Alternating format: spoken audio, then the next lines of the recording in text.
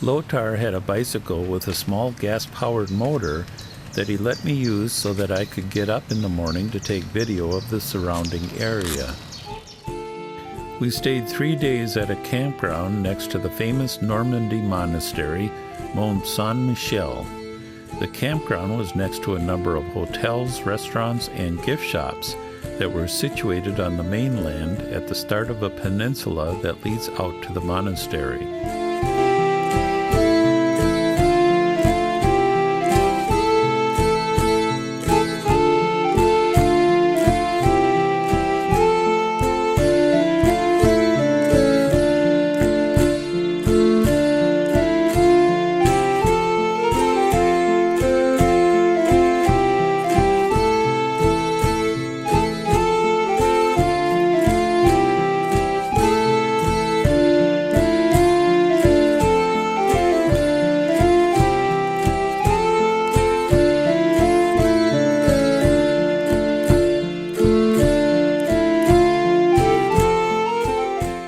Mont Saint-Michel is a rocky island about 1/2 mile off the coast of France at the mouth of the Couesnon River near Avranches. The island is 247 acres in size, stands 300 feet above sea level at its highest point, and has a population of about 50.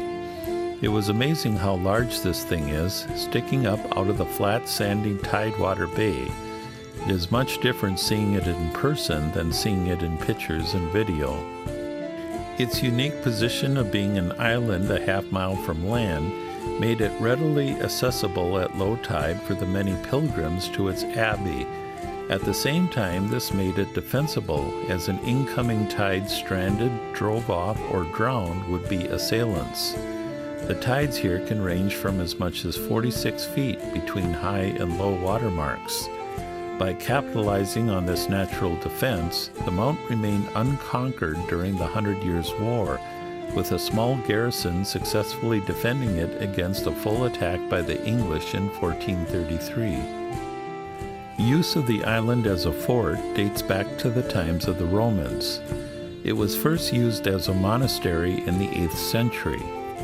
Legend has it that in 708, the Archangel Michael appeared to Saint Aubert, the Bishop of Avranches, and instructed him to build a church on the rocky island.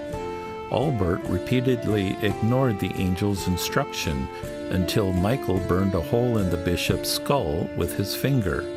Today it attracts some 3 million tourists each year. There used to be a parking lot next to the abbey so that visitors could drive out and park. However, a few years ago they decided it was ruining the environment with too much land eroding into the low tide mudflats. It originally was just an island during high tide, with people having to walk out on a path that was uncovered during low tide. Then they built a peninsula in 1879 so that the path was above the water level at high tide. We could see all the excavators out there digging up the sand and gravel. With the parking lot removed, you either have to walk or take a bus.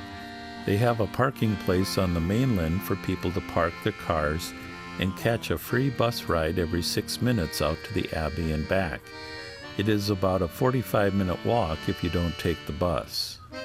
After taking the bus, we walked into the entrance gate and were greeted with shops and crowds, all along narrow corridors that slowly go uphill and around the island. There is definitely plenty of selling and money changing going on in the temple here, with gift shops, restaurants, and ATM machines, so you can get more cash to buy even more.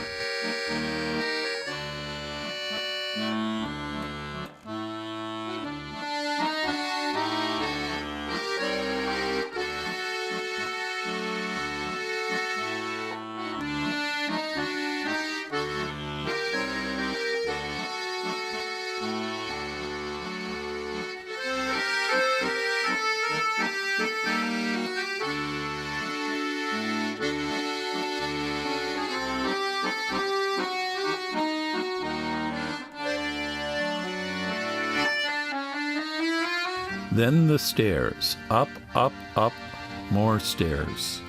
We took our time and Sue took her inhaler before going up, which was a big help. The actual church was on the very top. When you get to that entrance, there are even more stairs.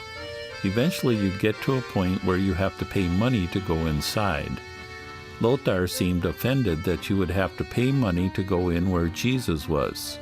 I reminded him of the scriptures in the Bible where Jesus said to give free because you received free. He said he knew that scripture as he has read the Bible several times. We decided not to pay money to go inside a church, so we started to make our way back down all those stairs. There were plenty of places where we could stop and enjoy the view.